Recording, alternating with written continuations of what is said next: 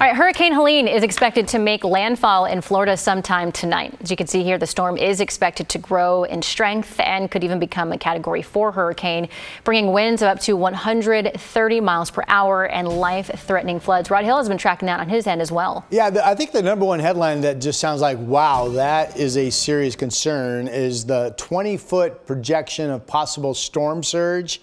So that's literally, water taller than I am high along the beach, and then well inland with widespread flooding concerns as it makes its way inland. And then the forecast for as much as 18 inches rain in parts of Georgia up through the Carolinas and eastern Kentucky and Tennessee. So this is a major concern. Here it is on the current satellite picture. Heavy rain bands already hitting up into Florida. As you mentioned, it's Category 2 storm, 100-mile-per-hour winds.